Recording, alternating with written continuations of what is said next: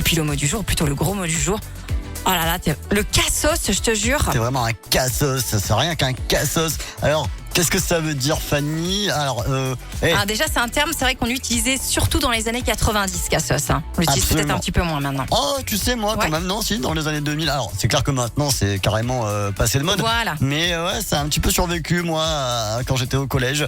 C'est la contraction de deux mots, on est d'accord? Exactement. Cas social. Cas social, tout à fait.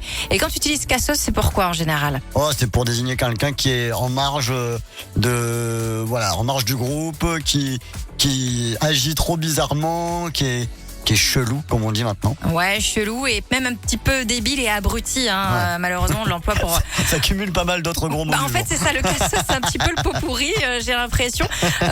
Alors que au départ, en fait, cas social, c'est vraiment pour parler de la misère sociale et financière d'une personne. Mais c'est vrai que ce gros mot, cette insulte-là, c'est vraiment pour parler de quelqu'un qui cumule tous les problèmes dans tous les genres, quoi, j'ai l'impression. Et alors, c'est vrai que c'est dur, c'est très dur parce qu'en fait, on revient à estimer à tort que quelqu'un qui a une situation familiale ou financière un peu instable, serait moins intelligent que les autres. Absolument, et en plus, ça donne ce côté, tu sais, il n'y peut rien, et en plus de ça, on peut rien pour lui, quoi. C'est cas social, t'en sortiras pas, quoi. Donc c'est hyper violent comme gros mot. En tout cas, les cassos, ils avaient le vent en poupe encore. Là, en 2012, il y a eu un film, les cassos, qui sont sortis. Puis il y a eu surtout les petits dessins animés, cassos, là, avec un K aussi. Les cacas, les sausos, les cassos.